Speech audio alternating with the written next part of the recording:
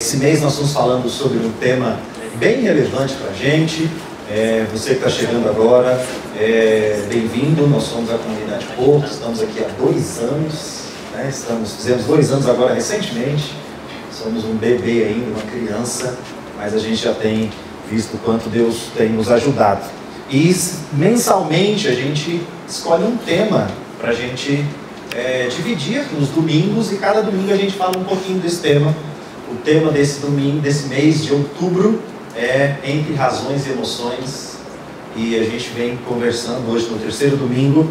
Eu queria convidar você para abrir a Bíblia com a gente hoje em Carta de Paulo aos Filipenses, capítulo 4. Hoje a gente vai falar do equilíbrio entre a razão e a emoção, como chegar nesse equilíbrio, uma vez que os dois fazem parte, são inerentes à nossa vida, são inerentes à nossa história. Então, como viver nesse lugar onde ambos fazem parte? Você já passou pela experiência de não estar num dia tão legal, não estar bem, talvez, num dia, e alguém perguntar para você como é que você está, e você responder como? Quem já passou? Acho que a gente passa isso o tempo todo, né? Você percebe que não está bem, porque tem dia que a gente até releva, né? Tem dia até, não, nem tudo está legal, e a gente fala tá tudo bem. Mas tem aquele dia que a gente sabe que não está bem. Não só sabe, mas a gente percebe, a gente sente, e naquele momento da pergunta, a gente gostaria de ter um ambiente para falar assim, não está tão legal não, posso conversar? Mas a gente resolve fazer o quê? A gente diz que está tudo bem, engole o choro, e a gente sai às vezes se culpando, não por não dizer naquele momento, não por não dizer para aquela pessoa, mas às vezes por não ter esse espaço de fala, de não ter esse espaço onde a gente possa de fato responder, está tudo bem? E a gente vai criando aquilo que a gente chama então de politicamente correto. Existe um politicamente correto com a nossa família, com o nosso cônjuge, com os amigos, com o ambiente de trabalho. Estava conversando com uma pessoa essa semana passada, de uma forma informal, assim, batendo papo, e a pessoa disse, olha, no meu trabalho eu não posso dizer o que eu penso. No meu ambiente de trabalho eu não posso dizer o que eu acredito. Olha que briga, olha que lugar de tensão. Você está num ambiente, numa relação, num diálogo, numa cultura, num ambiente ali construído. Você tem os seus ambientes, você tem as suas construções, e os dois não combinam. Então, de alguma forma, no nosso dia a dia, a gente passa por experiências que a gente poderia chamar de dissonância. A gente passa por esses ambientes em que nem sempre o que a gente acredita, o que a gente sente, o que a gente faz estão alinhados. Talvez a maioria das vezes. A ideia de liberdade que a gente tanto quer, né, que a gente tanto enfatiza, às vezes é uma grande utopia. Porque na verdade a gente não poderia dizer, sentir, expressar, realizar dentro daquilo que seria na nossa construção ideal. Então o nosso viver é um viver de dissonância. Ora emocional, ora psicológico, ora espiritual. A dissonância espiritual é aquilo que você sabe sobre Deus, nem sempre é o que você sente sobre Deus.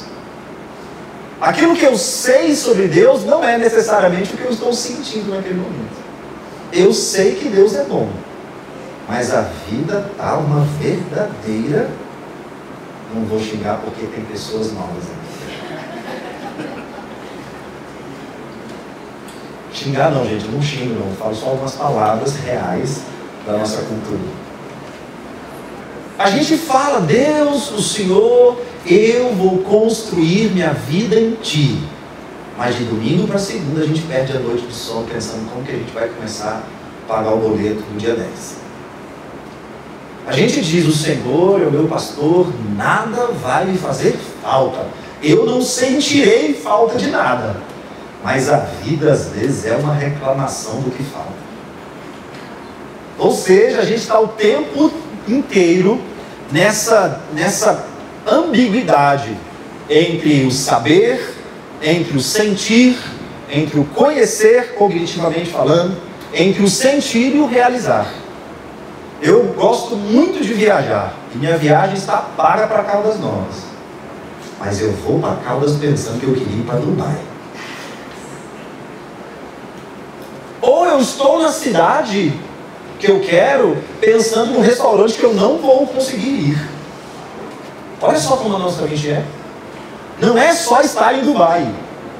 Mesmo estando em Dubai, eu estou pensando, essa vez eu não vou conseguir fazer passeio tal. E a gente volta em meio a uma gratidão por ter ido, mas uma pena, um sentimento de, meu Deus, não deu para aproveitar tudo. Olha o quanto a nossa vida é ameaçada por essas dissonâncias. E aí tem um autor que chama isso de o sofrimento moderno. Uma das razões, um dos sofrimentos mais terríveis da nossa atualidade é justamente essa dissonância. A gente não sabe, às vezes, o que gostamos, de acordo com o que queremos, o que conseguimos. Nós estamos num lugar pensando em outro, querendo outro. Nós estamos na academia falando mal do chefe, e quando estamos do chefe, reclamamos porque não estamos na academia. A gente está viajando pensando no trabalho, está no trabalho pensando por que eu não aproveitei Ou seja, há uma dissonância na nossa vida.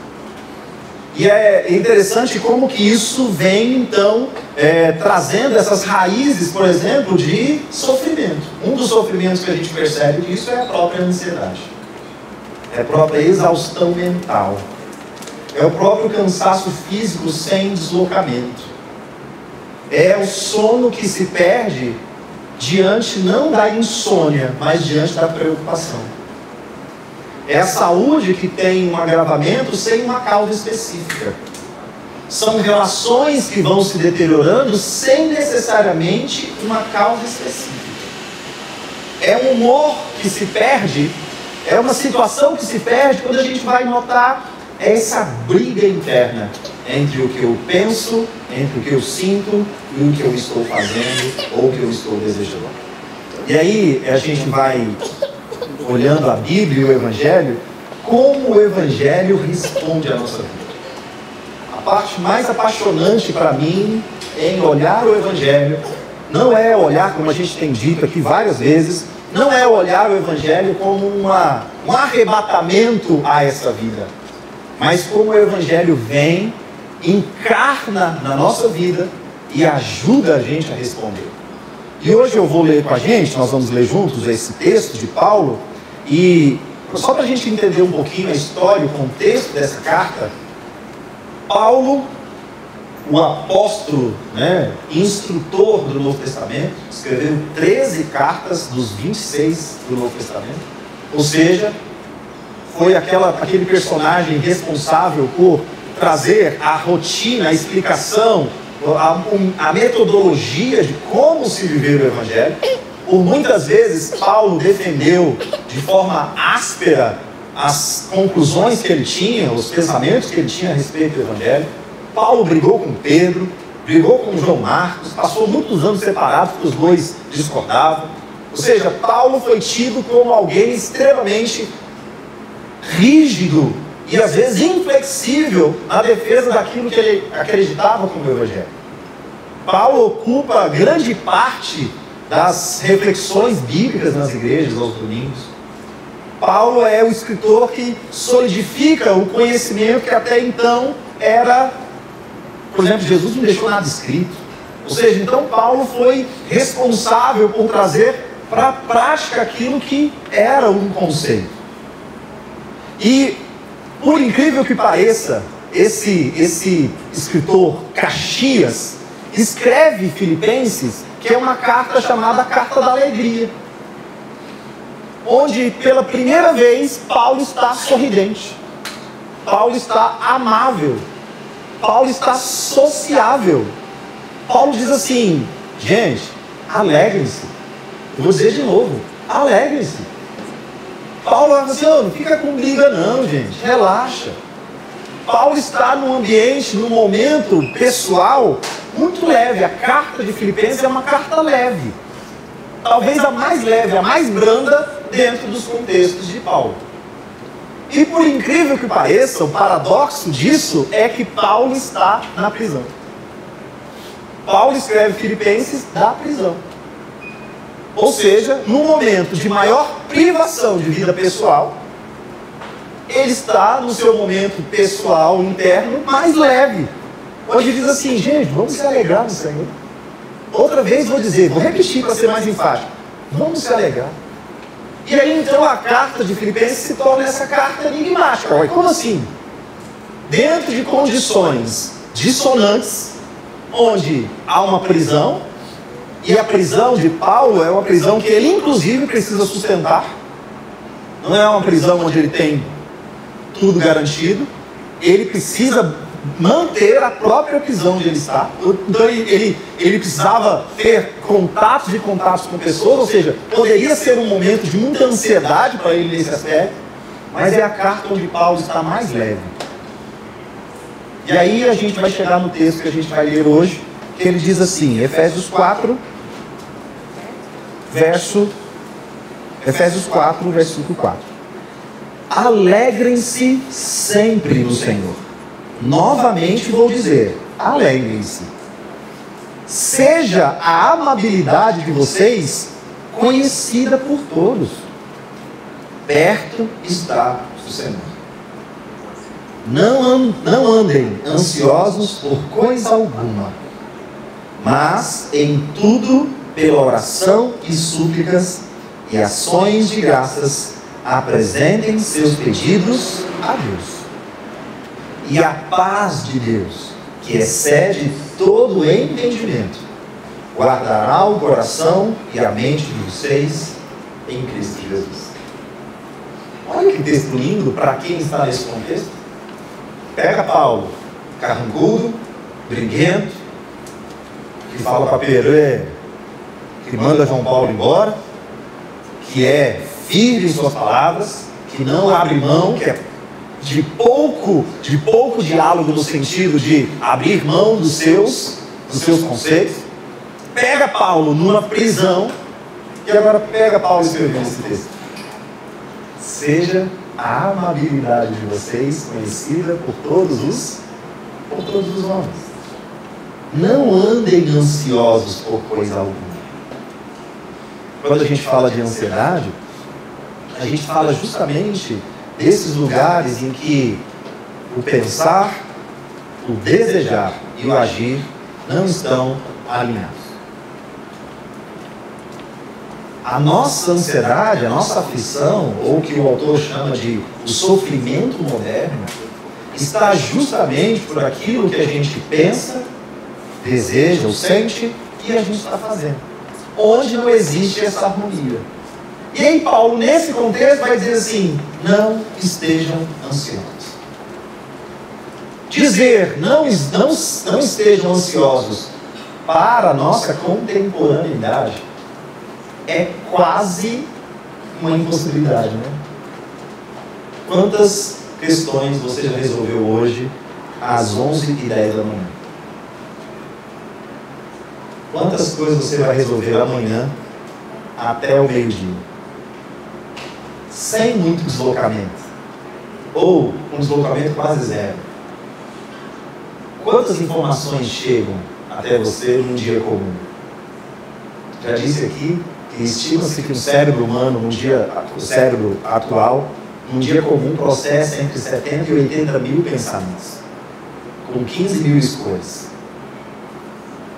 Dizer para um cérebro que precisa resolver 1001 coisas, que chegam 1001 informações, que precisam responder e corresponder a milhões de expectativas. Você já viu hoje que você não consegue nem comer um bolo de cenoura com cobertura de chocolate em paz? Você não come em paz.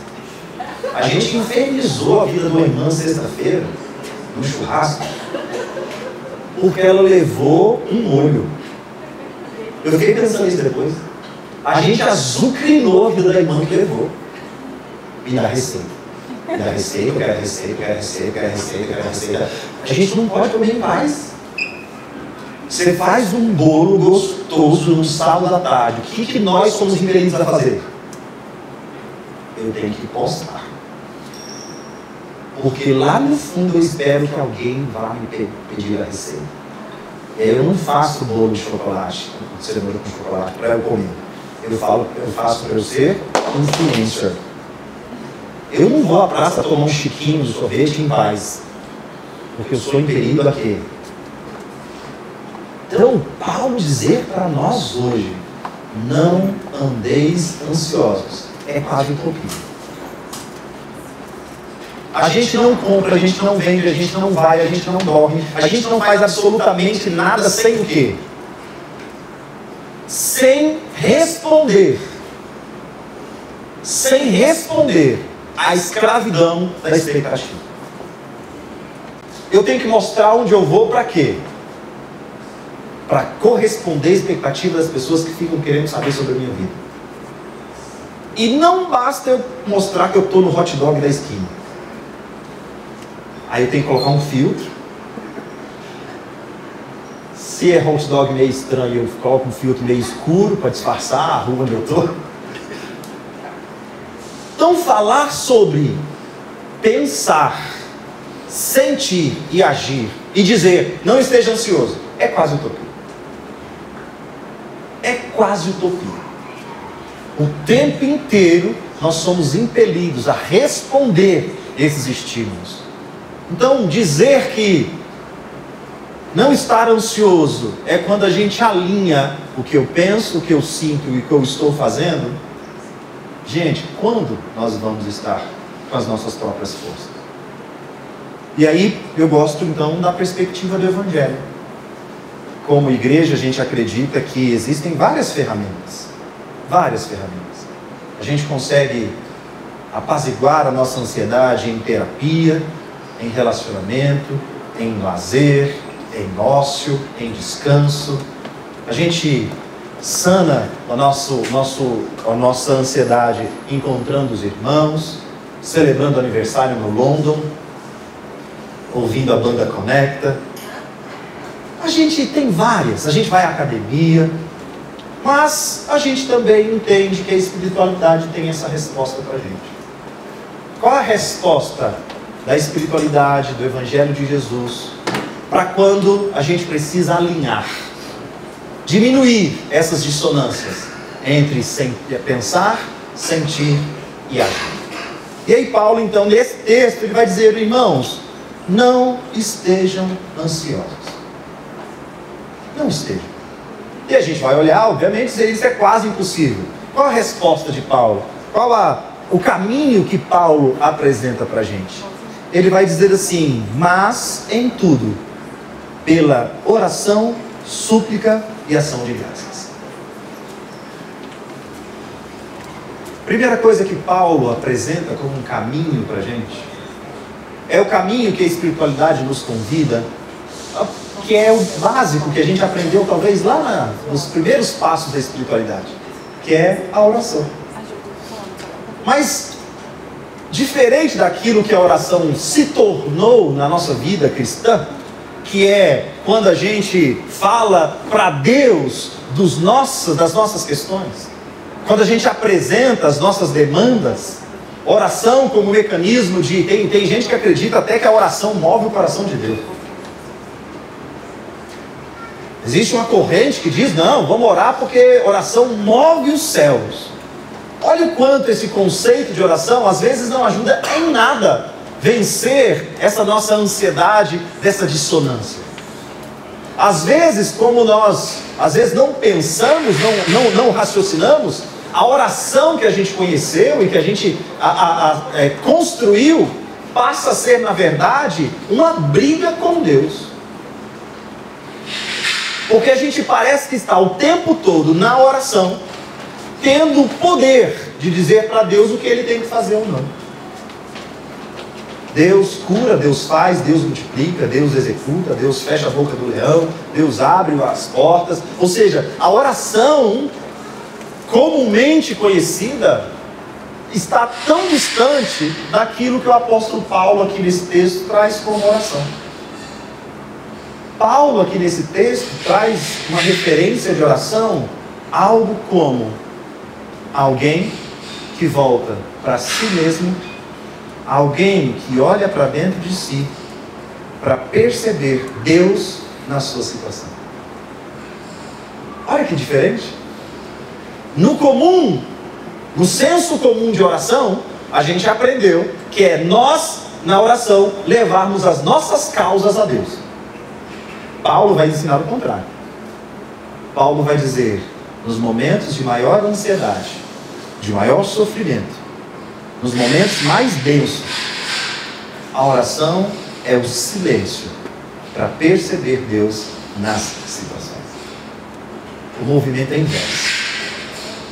Enquanto o nosso ímpeto humano quer sair do desprazer, quer sair da dor, quer sair do sofrimento e busca qualquer subterfúgio para isso, a oração da espiritualidade é o silêncio intencional, é o soltar as tensões, é silenciar a alma, é silenciar os mecanismos de defesa, de sobrevivência, os impulsos de defesa, não para apresentar uma causa a Deus, mas para perceber Deus nas causas. Uma vez Fernando e eu fomos fazer mergulho. Uma das coisas mais legais que eu achei no mergulho foi que o instrutor vai fazendo um percurso com a gente para a gente se ambientar. E no primeiro momento ele diz assim, segura aqui em mim. E a gente vai se ambientando com o peso, com a água. Então ele faz um caminho. E durante esse caminho, assim, por cima da água ainda, para a gente se ambientar naquele ambiente, naquele momento, naquele lugar, ele diz assim, solte gradualmente a força que você coloca no meu braço.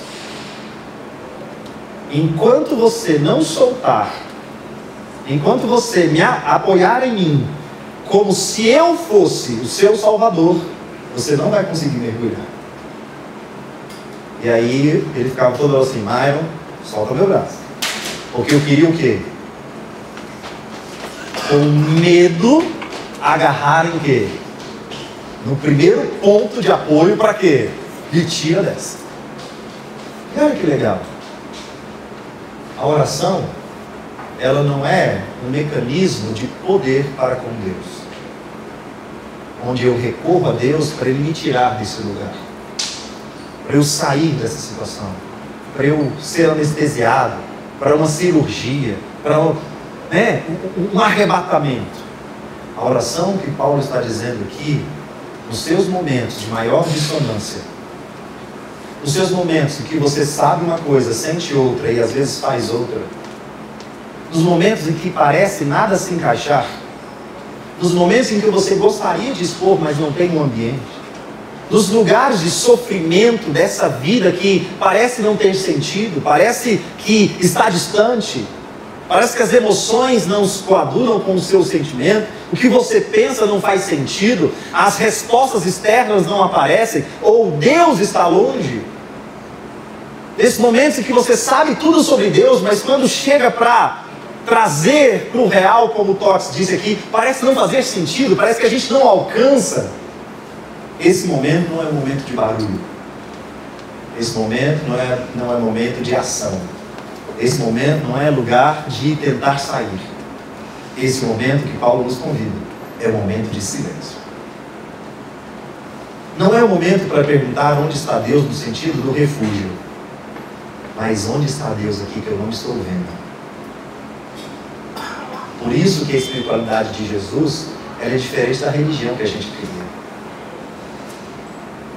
Jesus, quando estava em seus momentos de aflição, qual era o movimento que ele fazia?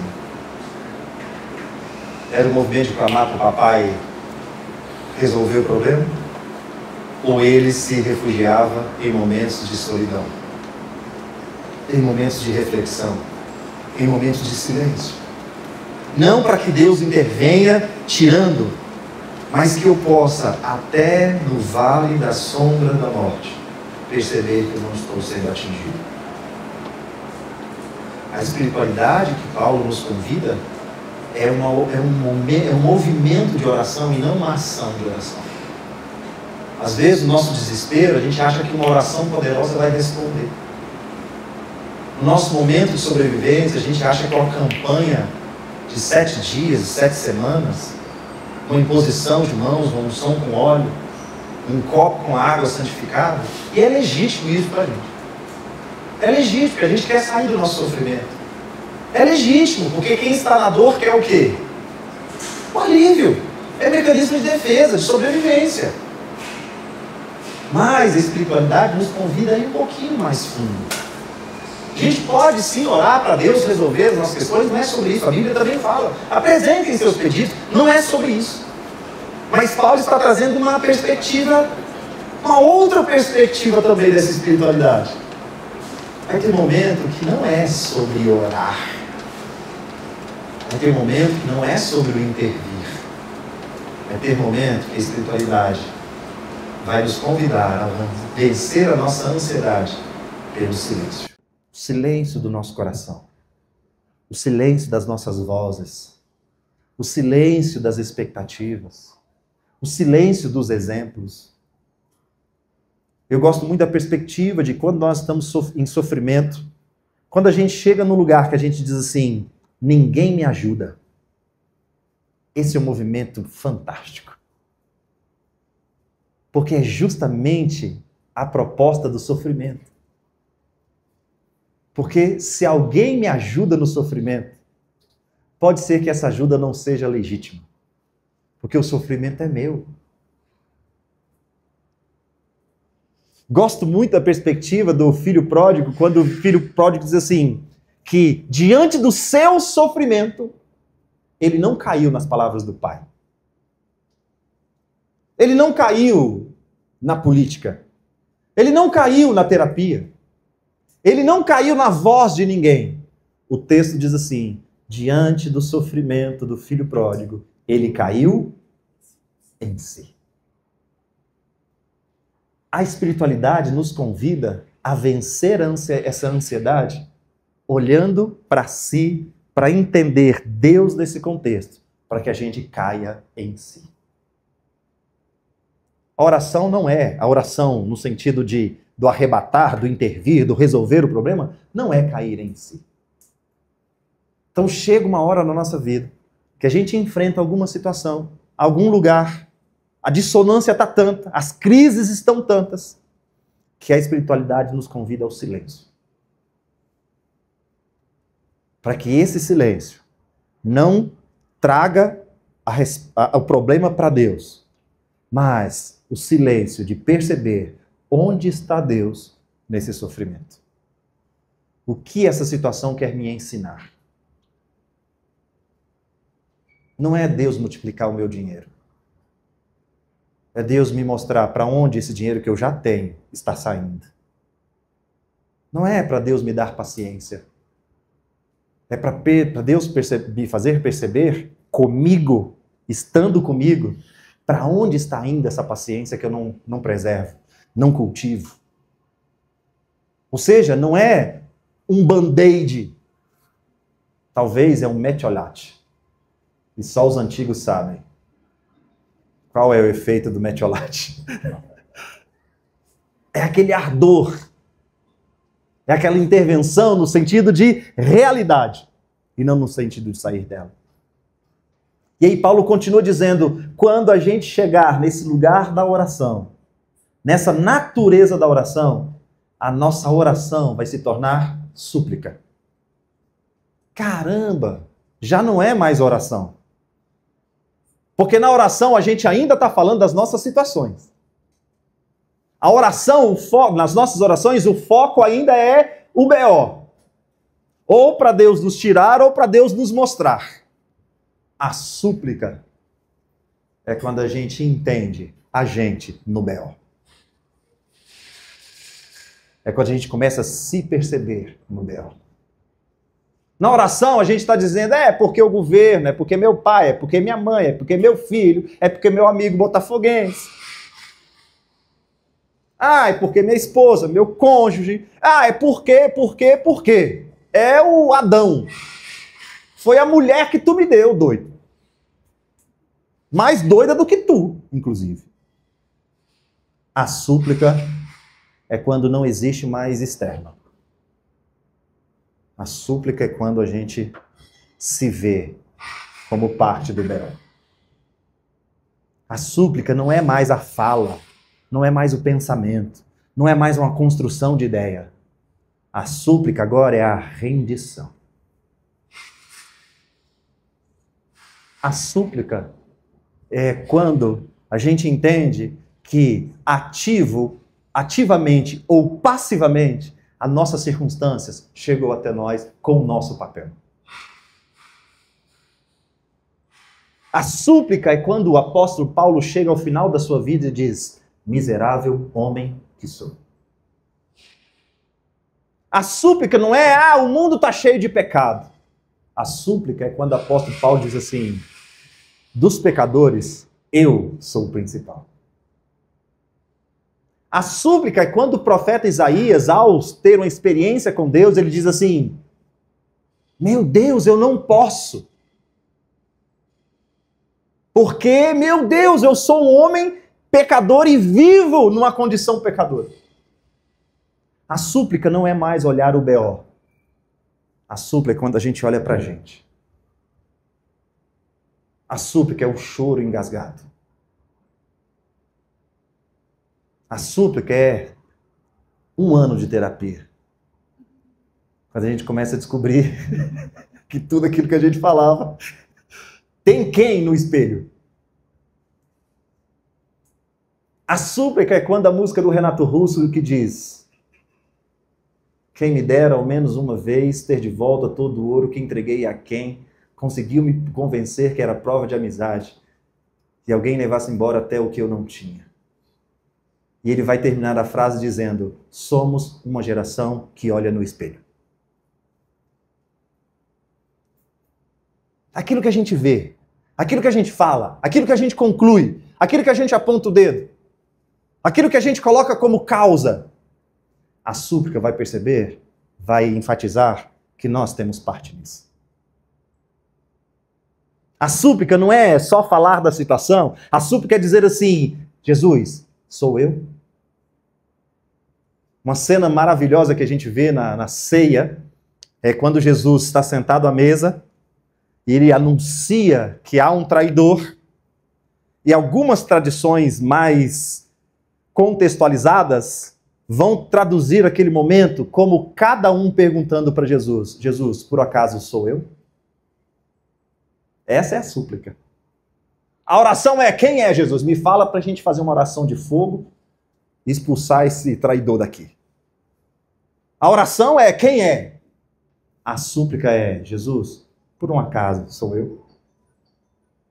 Percebe, gente? As grandes transformações dos personagens bíblicos não foram baseadas em oração, mas foram baseadas no lugar onde a oração deu lugar à súplica.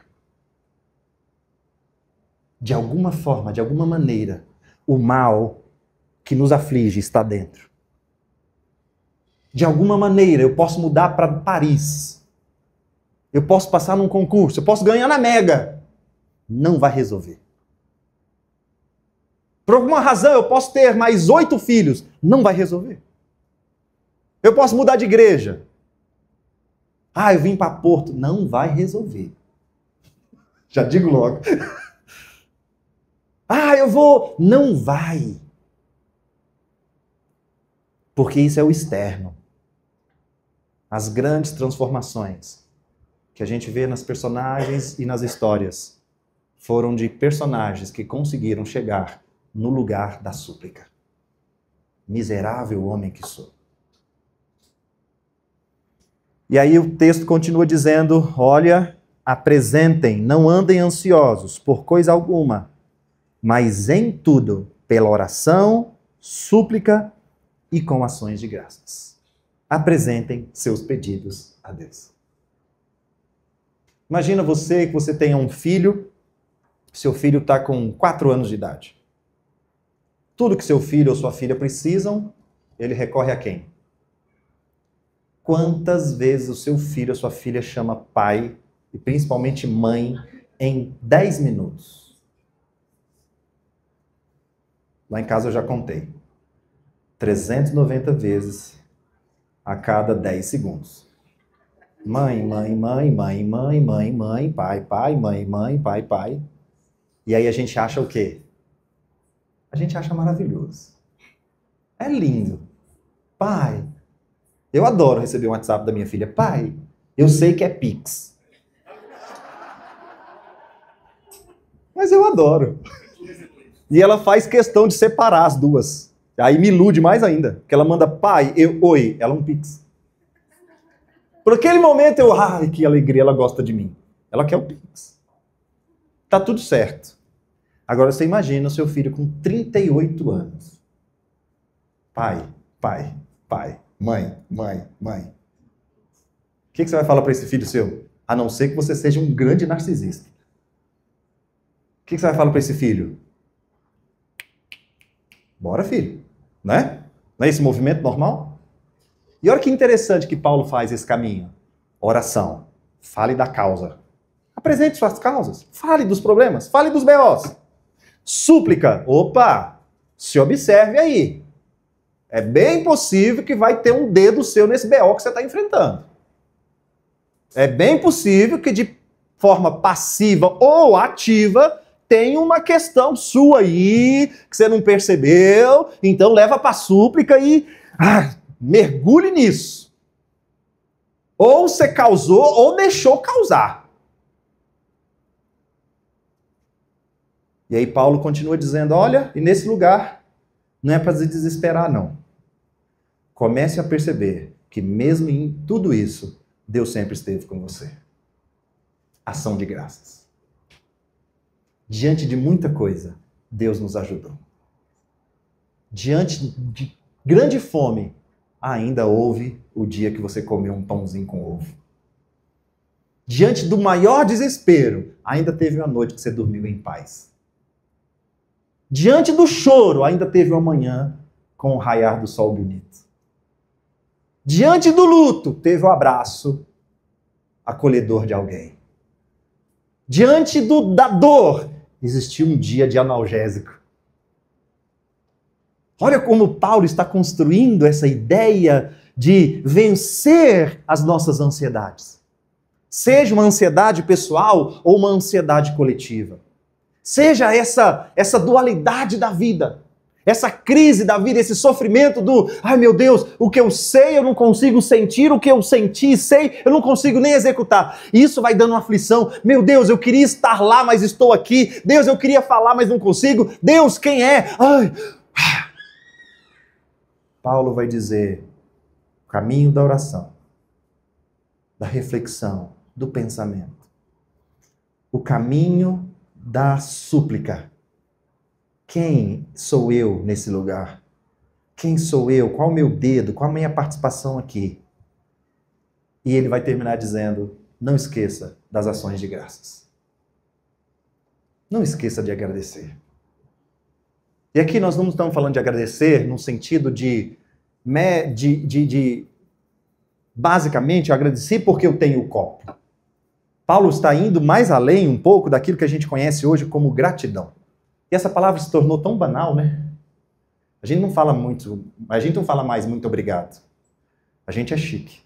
A gente fala gratidão. Tem alguém que fala gratiluz. Oh, besteira.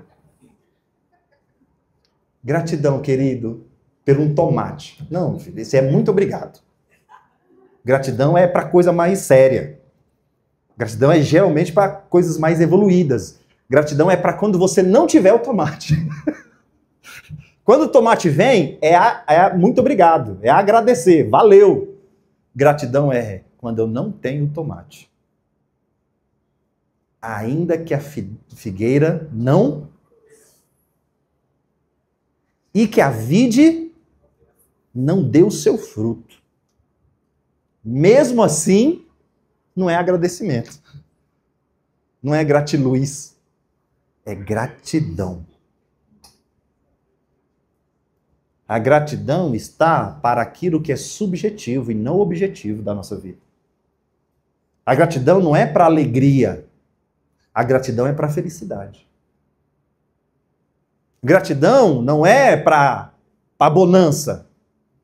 Gratidão inclui bonança e tempestade junto. Gratidão é quando falta ou quando tem. Gratidão é independente das circunstâncias. Gratidão é sobre existência. Não é sobre subsistência. A gente agradece pela subsistência. Trabalho bem, salário bom, tenho um carro, tenho a casa, jogo tênis. Confraternização dos empregos. Se reúne os irmãos sexta-feira. Ah, que legal. Agradecimento. Gratidão é ninguém me chamou. Gratidão é não tenho ninguém para sair hoje. Gratidão é no quarto escuro. Gratidão é na dor. Porque a gente avalia aquilo que Paulo diz: posso todas as coisas naquele que me fortalece. Por que eu posso todas as coisas? Porque eu aprendi a viver na bonança e na escassez. Na coletividade ou na solidão. No amor e no desespero. No medo e na coragem. Eu aprendi de ambos, então eu sou grato.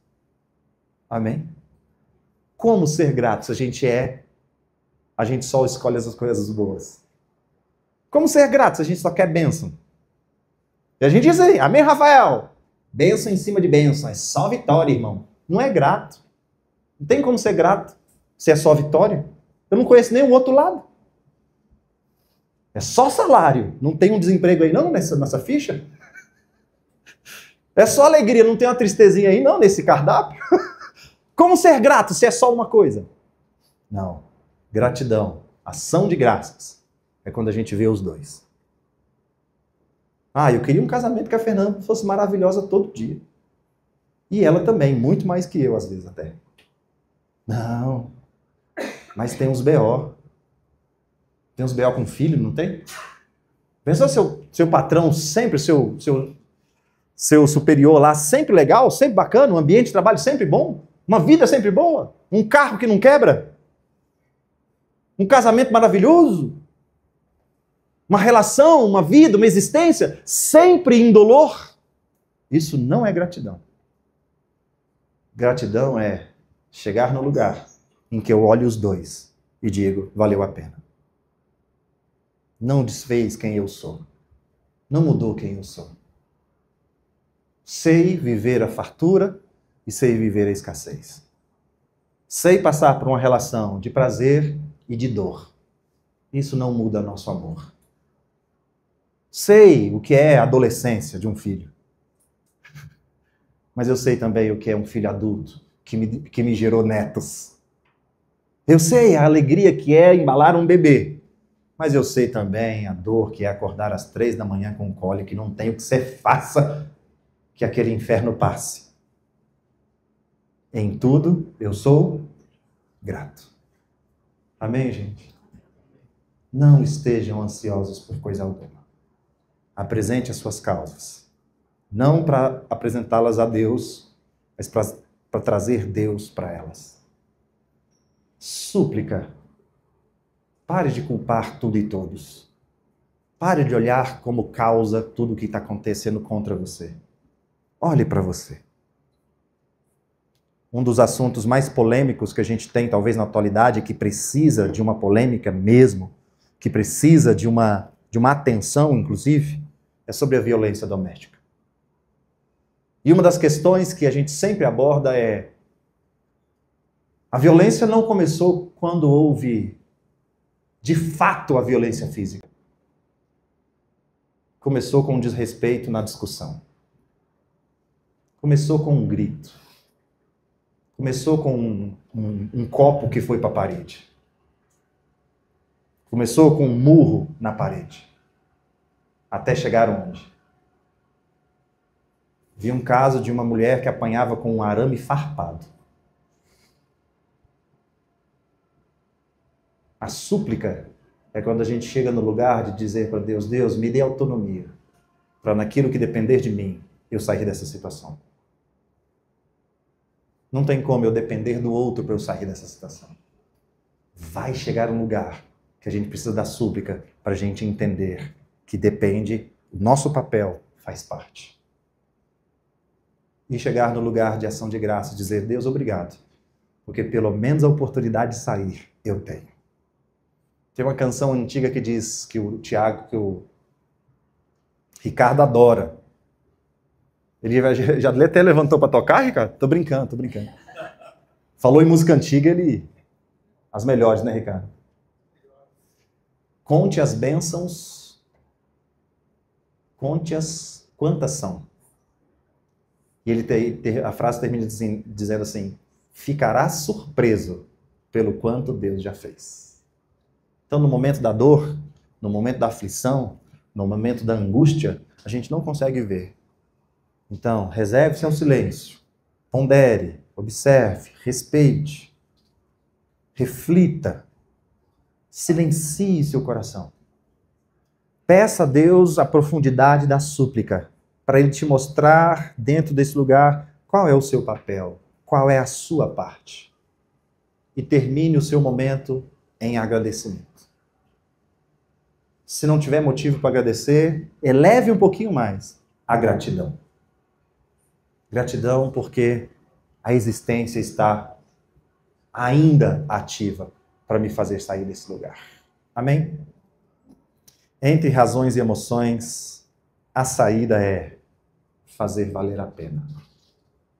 Pela oração, pela súplica e pela ação de graças. Vamos orar?